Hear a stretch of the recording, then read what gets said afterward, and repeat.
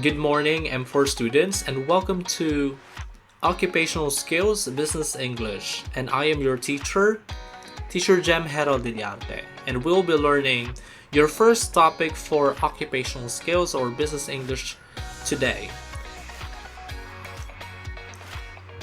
As for our course introduction, we'll be learning effective speech and oral communication.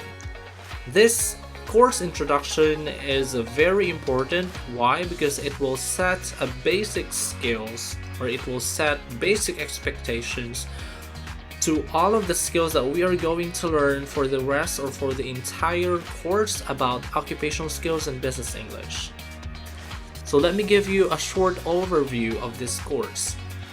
This course combines specialized classes in international business English communication skills and concepts with general English language content. This course designed to give students or you the English skills you need when you work effectively in today's global marketplace. English skills and vocabulary are developed through exercises, case studies, role plays, and research on business topics including IT, finance, accounting, marketing, advertising, sales, negotiation, business practices, and cultural comparisons in business operations using appropriate grammar. So all of these areas in the business world, we try to integrate English skills as your occupational skills. What is occupational skills, by the way? Occupational skills are the skills that you need to learn, or the skills you need to acquire when you work in the future. You might land to be a doctor, a nurse, an actor, a reporter, a writer, a teacher, or whatsoever. The same thing in business English. You need to learn these skills. Okay, now let's move on. By the way, class, if I'm speaking too fast, everything that I say, they're all written here in this PowerPoint presentation. So you can just stop, pause the presentation or this video and read what is written here. Understood? Okay, let's move on. Part 1, communication. So this is the outline of our discussion today. Nature of communication, the definition of communication, the communication process. So we will be discussing these 3 things for today. So first, what is the nature of communication? Communication is the bloodline of the society. What's the keyword? Bloodline of society. So meaning communication is a very important thing in the community or in the society. People in the society has to communicate to each other, because if there's no communication happening among the people in the society will be dead. The society cannot survive because no one is communicating. Okay? So that's why communication is like a bloodline in the society, because no one can stop someone to speak. No one could survive without talking. And we need to communicate within the society. Alright? Can you imagine a place, a town, a city, a country without no one speaking a word, or without no one communicating what they feel, what they see, what they have observed, what they want, what they need? Okay? Technically, a community have to survive or has to survive by communicating. Next one, communication is basic to success. What is the key phrase? Basic to success. So in order for a community or a society to be successful, it needs to communicate to each other. Okay? So that's pretty simple. And therefore, communication is important. All right? Communication is important to all of us, to anybody, to anywhere. So that's the nature of communication. It's non-negotiable. When I say non-negotiable, someone will not be able to live longer if he or she could not communicate. A community cannot survive if there's no one communicating. Therefore, communication is important. Okay? Next, continuation and elaboration for the definition of communication. Communication, they say, is a process by which we assign and convey meaning in an attempt to create shared understanding. Communication is a process. What is a process? It means it consists of steps. Steps. Let me give you an example, a concrete example of a communication that follows process. Try to think that you received a message, and that message is sad. That is step 1. Step 2, you understood the message, you interpret it, and then step 2, and then step 3, you feel sad because of the message you understood. Then step 3, you cry because you feel sad. You cry and then you said, I feel sad. Do you understand? So communication is a process, okay? It follows steps. You cannot just say, when you receive the message, when you read it, and then you suddenly say, I'm sad. Oh, that couldn't be, okay? We need to follow the communication process, and it has steps. And the next keyword or the next phrase is assign and convey meaning. Assign and convey meaning is happening when a particular group of people or a group of people understand each other through the use of gestures, through the use of words that they understand. Okay, for example, Thai people, when you hear the word sanuk, sanuk means enjoy, means fun, okay? Because you were the one who created that word, and you were the one who assigned the meaning of the word sanuk, which means fun, enjoy, or enjoyable.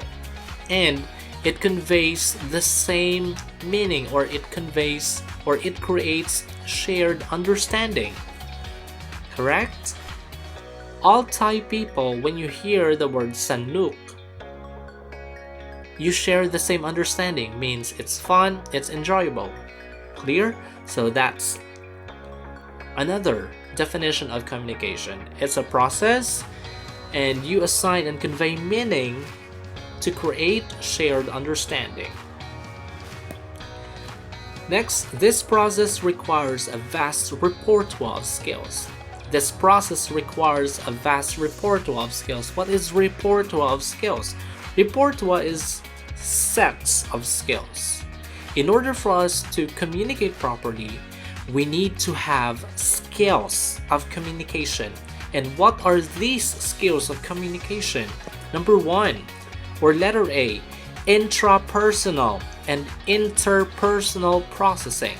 What is intrapersonal communication? Intrapersonal communication is when we always think of what we think.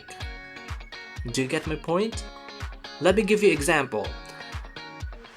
When you encountered a problem, or when you have a problem and you think you have to solve it, Here comes intrapersonal communication.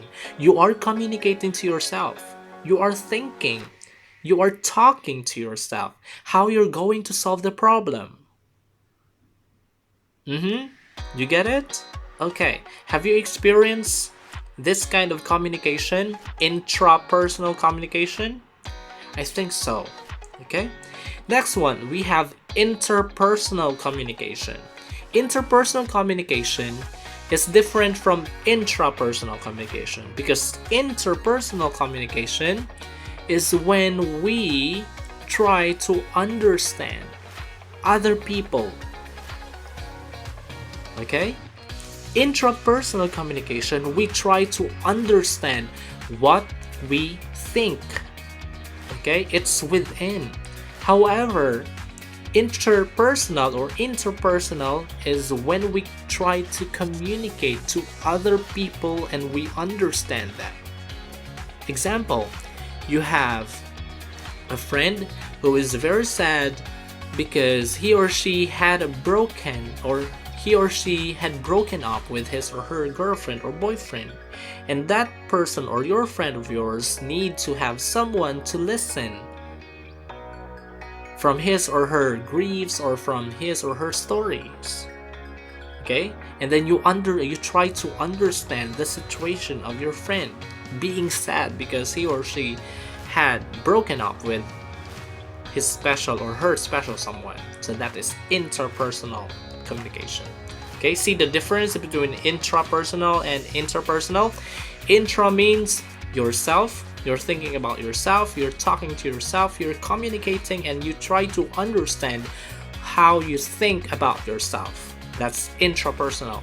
Interpersonal communication is when you try to communicate and understand the feelings of other people.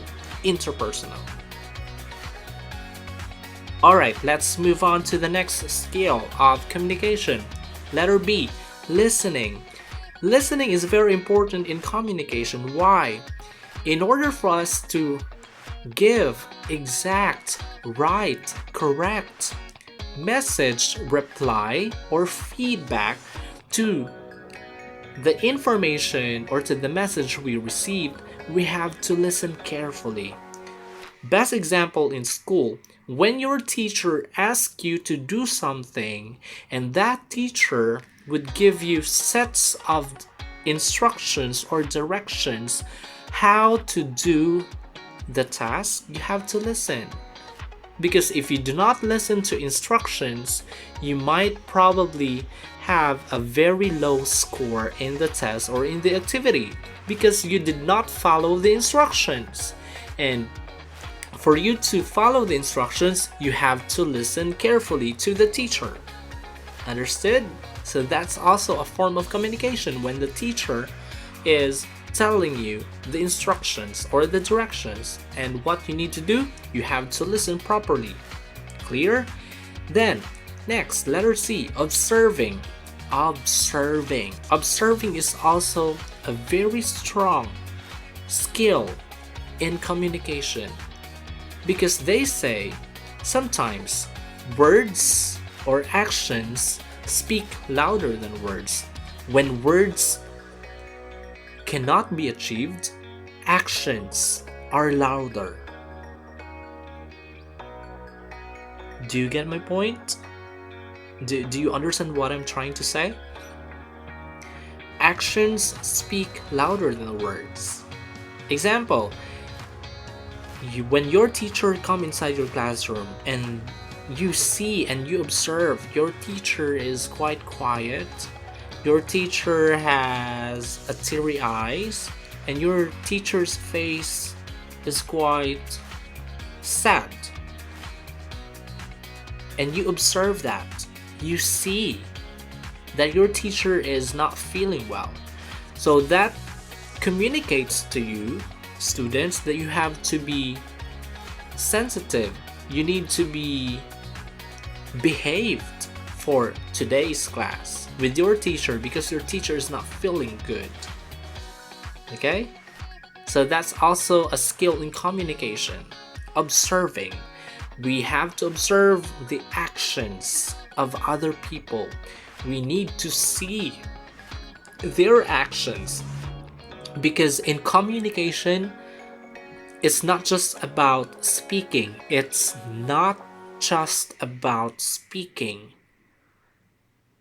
We should not always open our mouth in communicating. We should also open our eyes by observing, and we should also open our 2 ears by listening. That's also a very important skill in communication. Opening our eyes, opening our ears. And the next one, letter D, we communicate by opening our mouth through speaking. Understood? This is the most commonly used form of communication or skill of communication, and that is speaking. If you are very good in speaking a certain language, like if you're very good in speaking English, then there's a good possibility or tendency that you are a good communicator because you know how to speak the language. But it doesn't mean that if you know how to speak, the communication is effective. Okay? It's case-to-case basis. Understand? So it's not just about speaking. It's also about observing, listening, intrapersonal and interpersonal communication skills. Next one, we have E, questioning. Questioning. Why questioning is part of communication? Yes, because if we do not understand the instruction of the teacher, you as a student need to question, to raise a question like, teacher, I don't understand this part. What should I do? Should I use black pen or should I use pencil? And if you were confused and you did not ask a question to the teacher, what will happen to you? Because the teacher said in his or her instruction, use pen, do not use pencil. Not following instructions, wrong. And then you did not ask question, and then you used pencil rather than pen or ball pen. What happened to you? What will happen to you? Of course, you'll get a very low score because you did not clarify, you did not ask question to your teacher. Okay? Then we have letter F, analyzing. Analyzing is also part of communication. Oh, teacher, I thought analyzing is just a skill we use in mathematics when we analyze word problems, when we analyze mathematical problems. No, analyzing is also a very important in communication, a very important skill in communication. What or why? When we receive a message or when we receive an information, we need to analyze things first. Okay? We cannot just say anything right away. We cannot get mad. We cannot say bad words right away. We cannot say anything we want right away. But we need to analyze first. We need to understand the meaning of the communication. We need to interpret first the message given to us.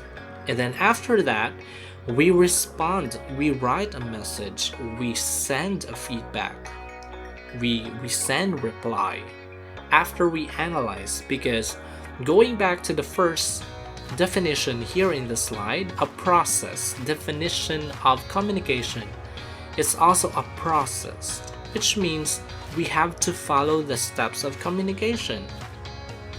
Okay, we cannot just say our response right away. We have to analyze things first, because without analyzing it, it's very dangerous. Why? When we say something and it's a bad word, it could harm or it could hurt somebody, and we cannot take it back again. And that leads us to the next skill, which is evaluating. Evaluating is also a skill in communication. Why? Because, example, going back to the last example I gave you, wherein we need to analyze the words or the information, we need to interpret first before we say something. And in the situation that we said something bad, we need to evaluate ourselves if the information we gave were all okay, we're all correct, and if it's wrong and if we committed mistake, we have to correct it, we have to say sorry, we have to apologize. And we cannot say our sorry or we cannot apologize to someone if we did not evaluate the communication process. Understood? So these A, B, C, D, E, F, G, these skills are very important in communication process. Okay, in order for us to be effective communicators. Continuation, it can be seen as a process of information transmission governed by 3 levels of semiotic rules. So aside from being a process of information transmission, it's also governed by 3 levels of semiotic rules. What are these semiotic rules? Semiotic means signs, signals. Okay? Meaning these are not just words. In communication, we are not just examining words. We're not just examining the words of the people we hear. No. There are so much than words in communication. First one, we have syntactic. The syntactic rule in communication. Syntactic is about sentence. So let us review first. Give me example of types of sentences. I'll give you one. Interrogative statement or interrogative sentence. Interrogative sentence usually or should end with a question mark. Correct? At the end of the sentence, there's a question mark. Okay? So syntactic rule. How would a sentence sound when its syntactic rule is questioning? Example, are you okay? Are you fine? Can I help you with your problem? Yes. And if we know that syntactic rule, we'll be able to answer or respond to the communication or to the information transmitted to us. Then if it's asking us, then what would be our reply? We should answer back based on the question. That is syntactic. Next one, we have pragmatic.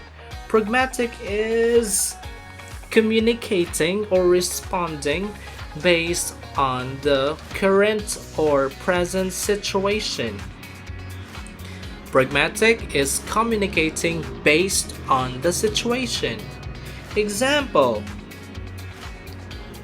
you are in the mall and there's a fire.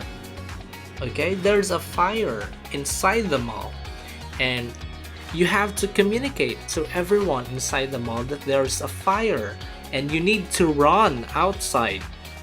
This is the statement. There's a fire. There's a fire. Let's run. So pragmatically, it's incorrect. It's wrong. Why? Because you need to communicate based on the current or the present situation wherein there is a fire. So when there is a fire, there's danger.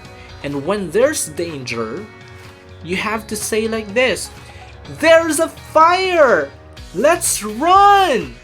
Run! There's a fire! Run! Or you can do a little bit higher. There's fire! Fire! Let's run! Run! Fire! That's pragmatically correct. Okay? Because you communicate your thoughts, you communicate your feelings based on the current or present situation. That's pragmatic. Understand? Okay, now let's go to the last one, semantic. Semantic is when we communicate based on how we understand a certain word. Or, in simple terms, we need to understand, or we need to be careful of what words we use when we communicate. We cannot just use any words when we say something. When we talk to a teacher, we always use magic words. We always use polite words like excuse me, good morning, good afternoon, good evening, ma'am, sir. I would like to, may I please? Okay, we always use polite words. So that is semantic. When we communicate, we know what words, what sentences we should use.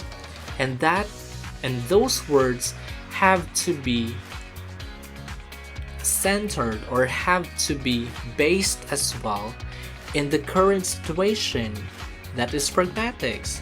And how we sound or how the statements sound should also be syntactically correct. That's syntactic.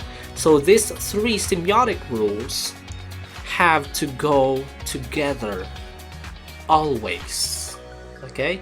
You cannot be syntactically correct if you're not pragmatically correct and semantically incorrect. Okay? So these three have to go together always when we communicate, based on the statement, if it's questioning or imperative, and is it pragmatically correct?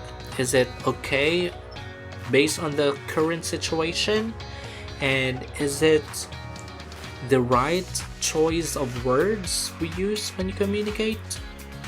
Okay, so these are the three semiotic rules that we need to know and learn as a skill when we communicate. It is therefore a social interaction where at least two interacting agents share a common set of signs and a common set of semiotic rules. So in the communication process, or a communication can happen when there is a social interaction.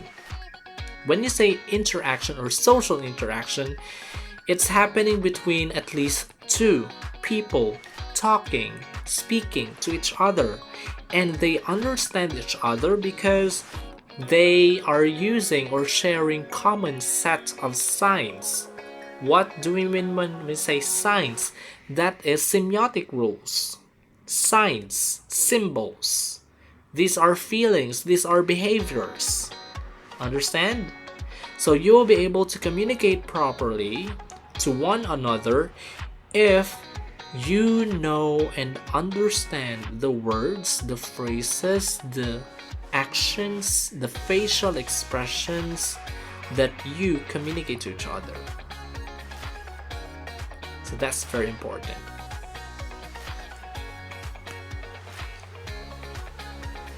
Alright, now try to examine the graphics here.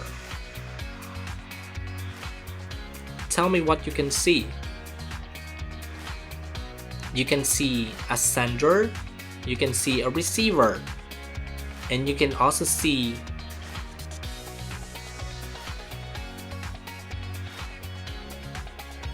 encode. You could also see decode. Encode, decode. So that's the communication process. So the sender of the message would encode a message. What is encode? Create. The other word for encode is create. You create a message and you send it to the receiver, and the receiver would decode. What do we mean when we say decode? Understand, interpret, read. Okay, that's how we decode the information or the message. And then the receiver would encode. What do we mean when we say encode? would create another message as a reply or feedback to the sender. And the sender will have to decode, will have to understand what was the message of the receiver. The sender will decode the message, and again, the sender will encode. Will have to write a response or create a message to send to the receiver. And again, the receiver will have to decode, understand the message sent by the receiver, and then the receiver will have to encode again a message and reply.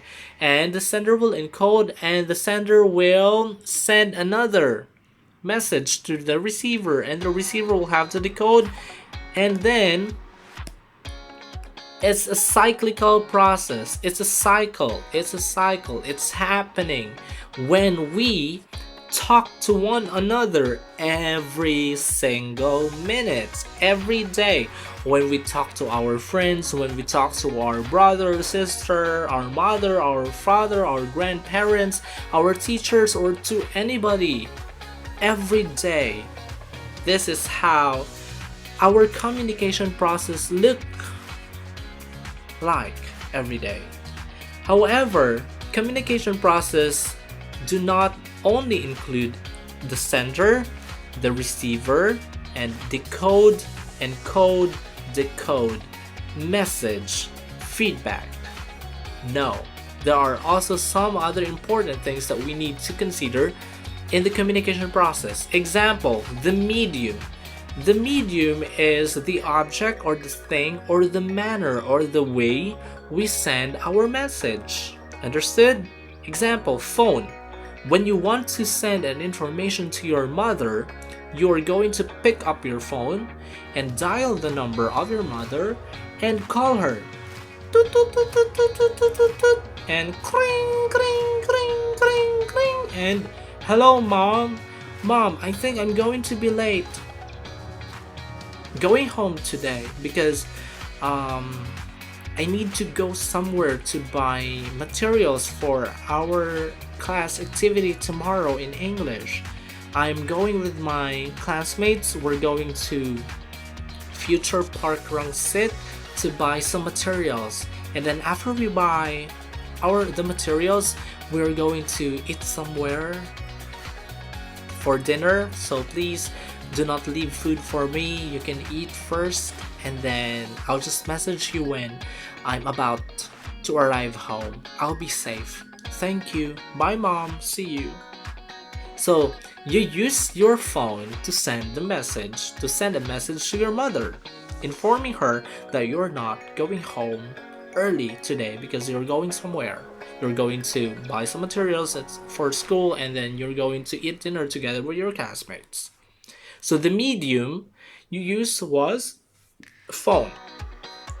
Email. Email is when you use it to send such information like projects, homework, and for businessmen, business proposals, documents, contracts, and for school, teachers use their emails to send lesson plans, student reports, and etc. Okay? And in person, you yourself could be a medium as well of the information. You, for example, your teacher asks you, can you please go to the principal's office and tell the principal that you want to meet with her together with your parents tomorrow? It's like that. Okay?